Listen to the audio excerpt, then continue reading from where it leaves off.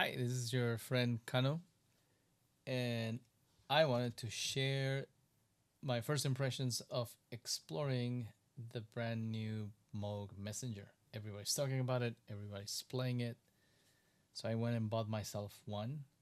No sponsorship other than my own sweat and tears.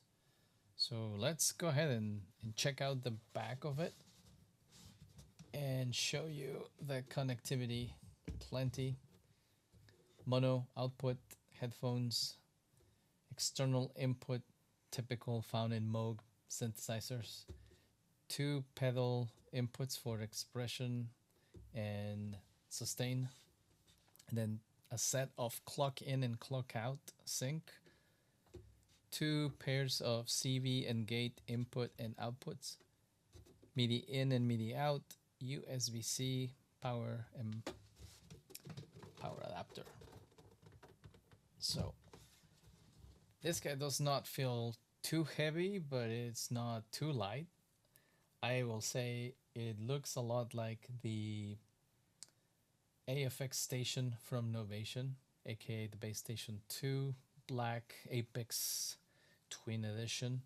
So this looks a lot like it. It actually has the color scheme of the dark matriarch and grandmother. No red though. I kind of miss the red. I wish they maybe would have made these guys in red, but no screen. Although we could have had one here maybe. I'm convinced that the name Messenger is based on the Moog Syrian, which was nicknamed the Messenger of Joy. So think of the Syrian and the Messenger as the digitone and the digitone keys, for example. So you have, yes, a keyboard, but some additional goodies to play with. So let's turn it on and hear it. Let's hear it for the first time and draw our impressions. Before I start, the package came with a list of presets, or at least an explanation of what the different groups of presets are. So as you can see, there's 16 buttons over here. So each of those represents a bank, and each bank has 16 presets. 1 through 15 are a variety of sounds that you're going to recognize from Moog and other typical, I guess, patches. Plus some new ones like percussions and effects. The 16th bank is saved for user presets. So not a whole lot of room, but also not too shabby. I feel like this is a sort of an improvement over, for example, the Subsequent 25. The Subsequent 25 interface to maneuver across patches felt a bit cramped, although it sounds pretty amazing. But this, to me, I think it goes after the Subsequent 25 market and the Base Station 2, if you will. So what else came with this guy? Well, you get your, where did I put it? You get your quick start guide and sort of a new style of documentation, new for Moog. I'm used to the pamphlets where you had a cardboard-like triptych, and now we get multiple languages here and QR codes to get the full manual online. I guess no more including a printed copy of the manual. You're going to have to get your own. So we got English, Spanish, Italian, French, and German. And all you get in the quick start guide are how to turn it on, a general description, navigation of the banks and patches, how to use the sequencer, the arpeggiator, and then the QR codes to go register your warranty, download the manuals, and find more sounds and inspiration. So that's the quick start guide. The rest of the bag that comes with it includes your mandatory Moog sticker, safety disclaimers and whatnot, so don't eat it, don't lick it. And of course our poster. And I treat this very delicately because I want to frame it. I've been framing all of my Moog posters, and this will be no exception. This is... Let's take a quick look.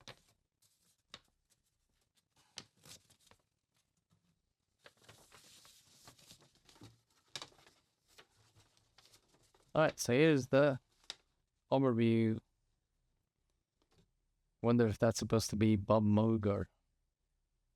It says, as limitless as your imagination. Wonderful. So soon to be placed into its own spot. And I actually have one empty spot. So I'm going to be hanging this. Alright. So let's put this aside. And let's get to it.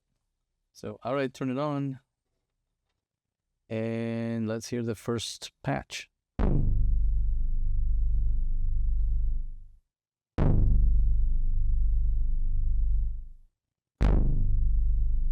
Oh yeah, that's a Moog, baby.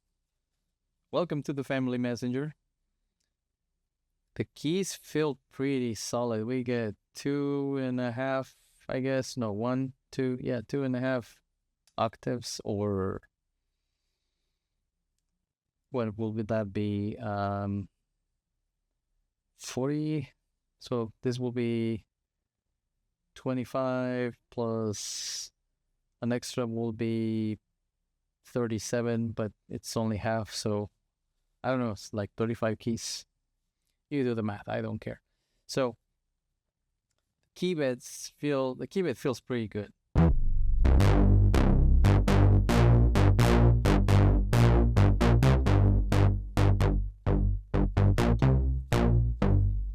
It sounds like a Moog, it's a Moog.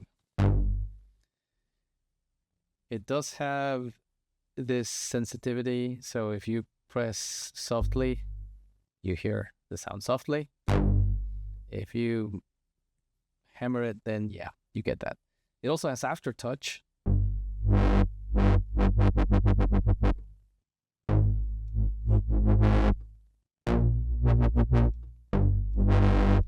Great. Let's listen to something else.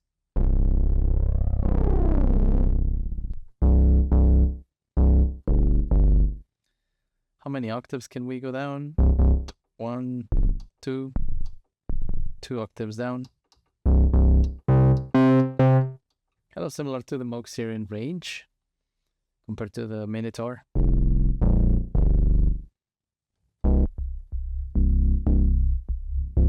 And notice that as you navigate through the patch, you have to find the spot in the patch where the panel is. And I notice there's a button over here that says panel. So if we press that, whatever the buttons are, that's where everything sounds. So I'm gonna have to move everything, I guess, down to get nothing and start carving from nothing. So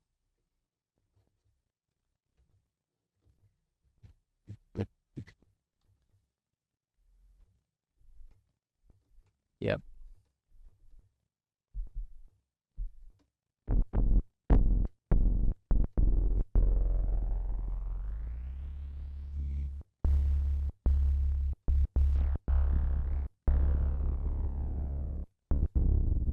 Let's turn down the LFO. Okay, well, you get the idea. The panel is off. From left to right, we have LFO1 rate and LFO1 depth. So if they label LFO1, where is LFO2? Is that, oh yeah, this is LFO2. Seems to be by default mapped to the mod wheel.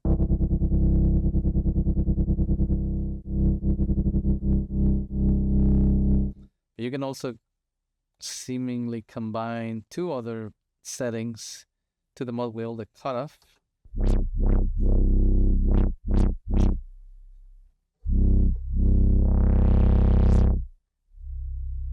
and pitch. Although this is already a pitch wheel, I don't know why they put pitch here too. Whatever.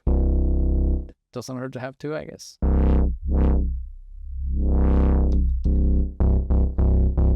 So if I turn them off, there is nothing. Right, let's leave the cutoff. All right. Speaking of cutoff, we'll get that to in a second. So we have LFO1, LFO2, tempo, which you can use for the sequencer or arpeggiator. Wait.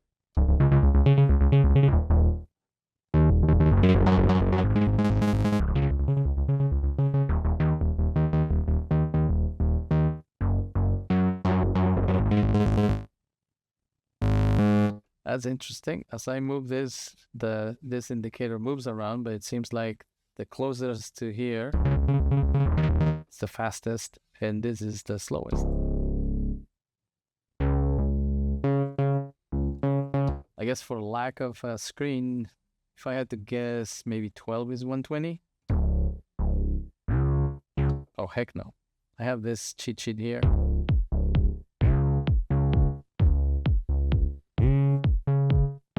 Let's look at the tempo. I have 130.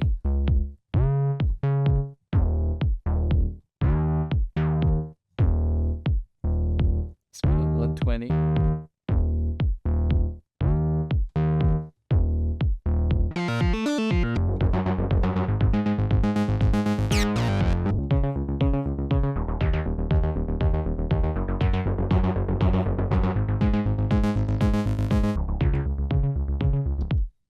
Anyway, big digression, but wow, pretty cool.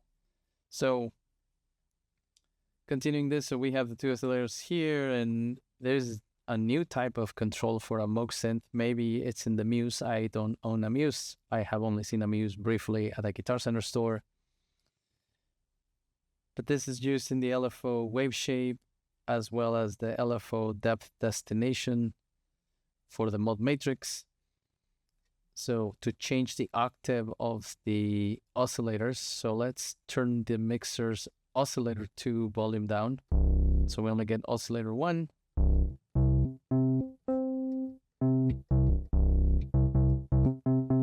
then oscillator 2 do the same thing. Now we combine both.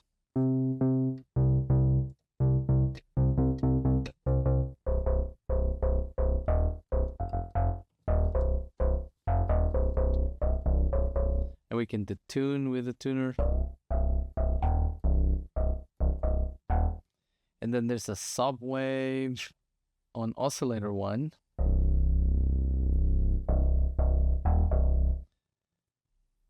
And then there's wave shape for both. Let's again do volume 1.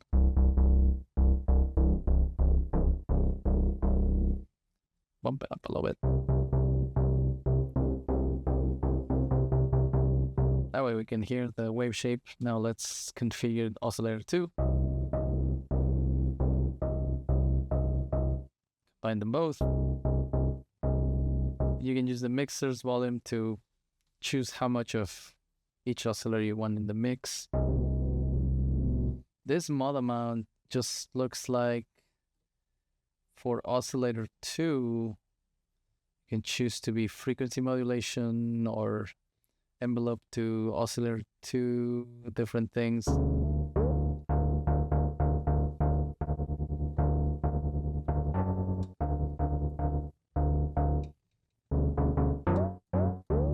The mod matrix is in my PhD project because that's an area where I need to get the manual to read and understand how it works here. So I see that there are mod destinations and there's also LFO destinations.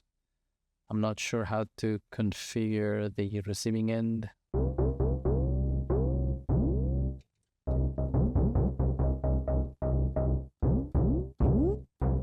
I do hear some changes. Okay. There's also a syncing the two oscillators.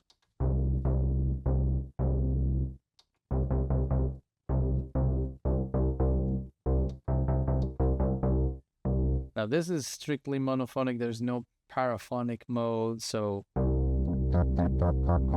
you press one key, doesn't seem to be any way to trigger the second key. Maybe somebody knows a trick. Let me know in the comments or send me a note. I would love to find out.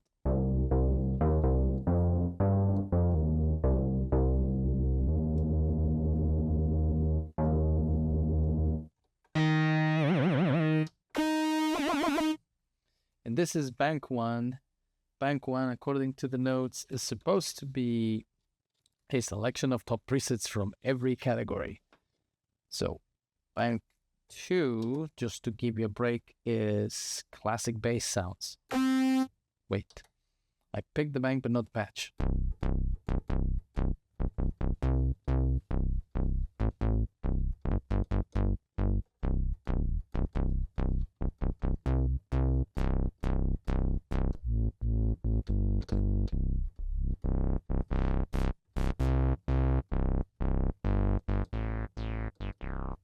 One of the biggest features that they are promoting on the Messenger is the resonance on the bass.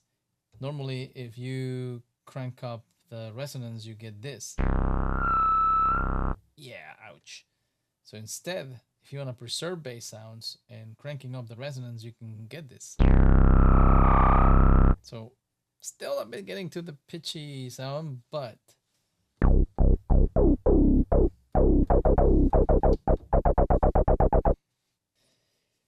let's finish this tour and then we go back to the patches. So after the oscillator's configuration,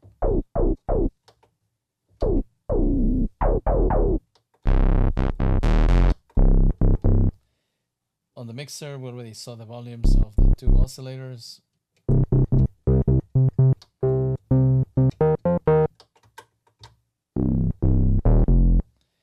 And then we have a sub-oscillator volume that adds an extra punch to the mix. And of course we have a noise generator for some of that metallic addition of the sound quality. Then we have a filter section. It says FB external in. I'm not sure what FB stands for, but we have an external input. So I wonder if this might just control the feedback from the external input. I guess we could try it on another time and see what happens. Moog typically has this. Now, the one thing you are not going to see here are an effects section, which surprised me a little bit. I was hoping for at least some echo or reverb. This section of the filter, we already look at the cutoff and the resonance on the bass. There are 4 types of cutoff. There's 4-pass low pass or 4P low pass. 2P. That must be 2-phase, 4-phase. Band pass. And high pass. So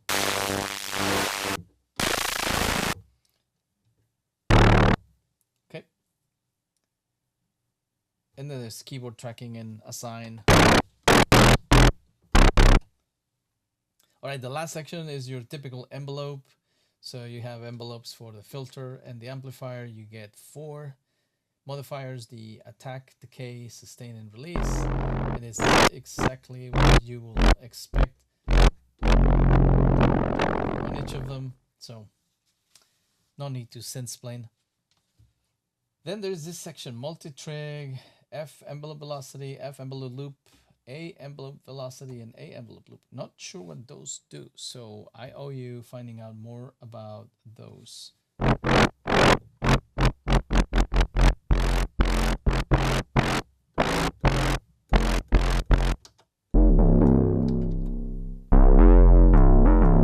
It doesn't multi-trigger notes, so it doesn't make it into a paraphonic. So I'm not sure what these guys do. To be found. All right. as we said, this is the button to turn on the panel, and the navigation for banks and patches is pretty simple. You have your 16 pads over here, so you go bank 4, and then it defaults to patch, but you have to select a patch.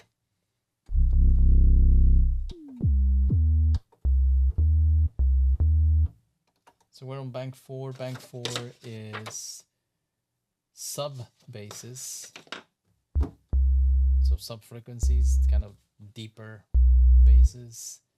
The previous bank 3 are modern bases. Let's select patch 1.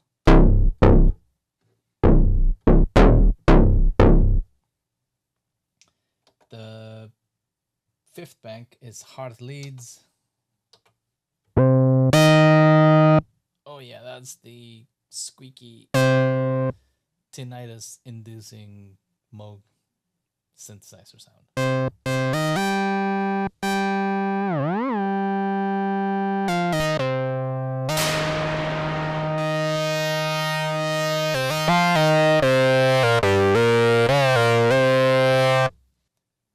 The next bank, number 6, is soft leads, so this should be less squeaky.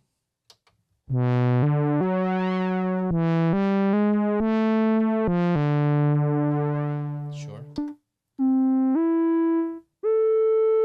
This is kind of Liza Belladonna's territory, where she just butters our ears with beautiful melodies.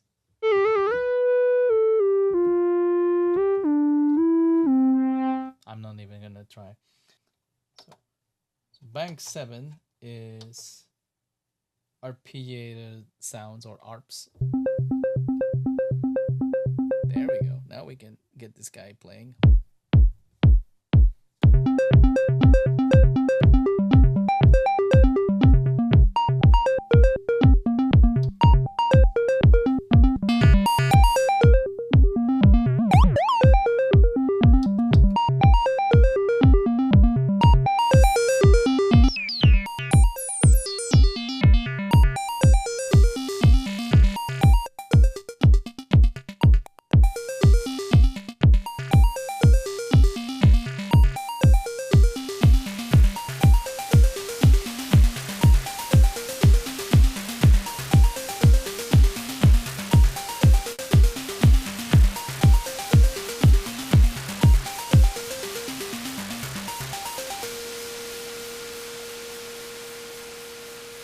And there you have it. Arpeggiators are always the poor man's jam companion. So thank you for accompanying tonight. Bank 8 is orchestral sounds. Let's take a listen.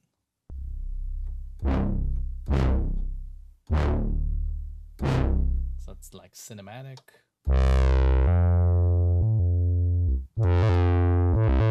Monty Python.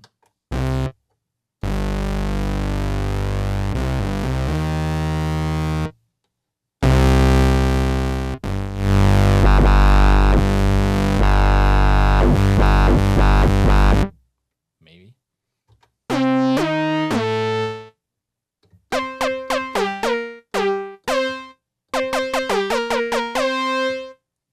If you want to play cumbia, that's your sound. Bank. Was it 8? Orchestral. Patch 4. Cumbia. Then bank 9 is keys.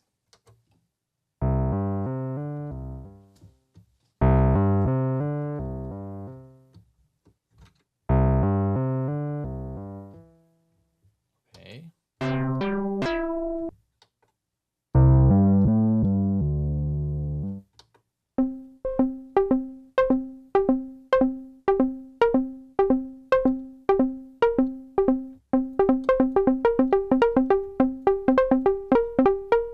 That's more a bit techno.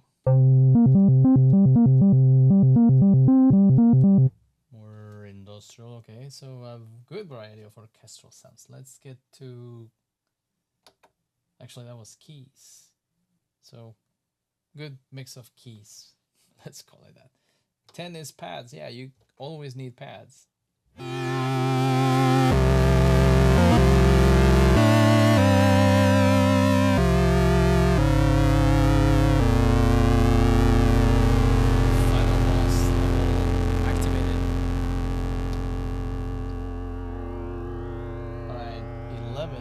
is mallets and metal.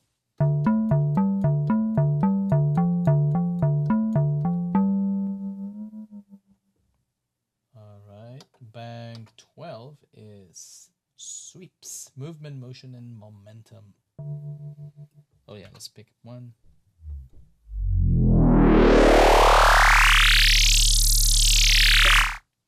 Bam, bam, bam. Yep, let's pick another one.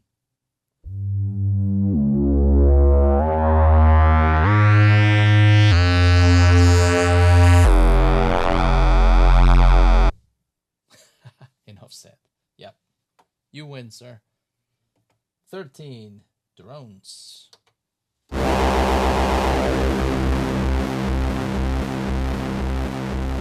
I think a drone just flew by.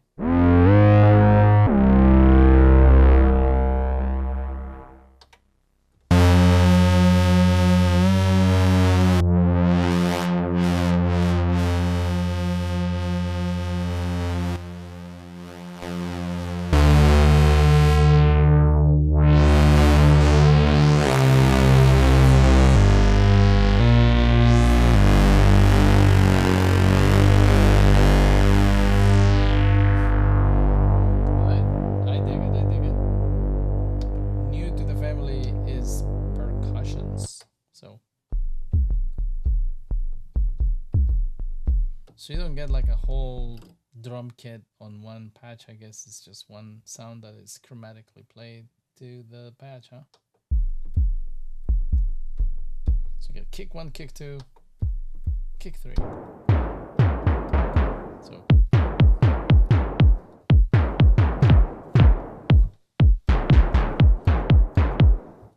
what else? Whoever designed this sound, you were probably not paid enough. Actually, you were probably paid too much.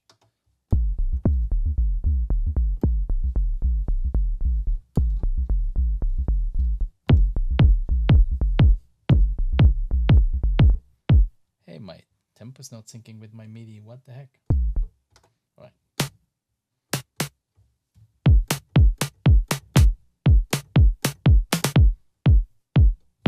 What if we arpeggiated?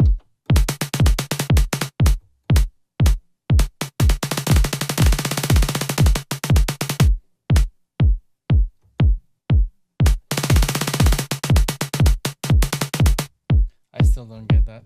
We'll figure it out some day, month, year. Anyway, that was a percussions. 15 is effects. Not the, effects, but more like special effects. If you wanna change your ringtone, there you go. And 16 is just a bunch of empty patches for your perusal. Cool. All right. Well, down here we have the sequencer and arpeggiator sections. You can record and you can play forwards and backwards. You can create ties. So if you use these in the sequence, this sequencer in the Moog matriarch or the grandmother you're at home. This is the hold and play for the arpeggiator. And there's some settings here to play the sequence in random as written or backwards and forwards. There's also some page changers, so we can go all the way till page 4 or up to 64 steps. No word, probably that there's beyond that, so I guess 64 steps is the max. This is the settings section, and what you need to do is press the settings button and then pick one of the settings. So we have the ability to change the arpeggiator pattern, the arpeggiator octaves that are played, the gate length, I'm assuming if I recorded note in a sequence, note probability also in a sequence, note pool, that is interesting, not sure what that means, gate probability, length, the swing, the clock division, so I guess to make it 16 notes, 8 notes, etc. LFO1 fade settings, keyboard S+H, that's sample and hold, velocity, after touch, expression, changing the MIDI channel. So quite a bit of things. I also don't remember if there is an editor for this. I believe there might be one, but I'm not certain. So if I miss anything, or if you know something that would like me to go back and revisit, I'm happy to do it. Otherwise, looking at the front of the synth, um, there is no front headphone plug. This guy's heavy. It's not super light, but it's not super heavy, but it has some weight to it. I love the look. I love the playability. Again, it's like having a Moog Syrian on steroids with a keyboard. So stay tuned for another follow-up video with after reading the F manual, or RTFM. By F, I mean the fantastic manual that they wrote. So thanks again. This has been your friend Càno. See you on the next one. Bye. Adios.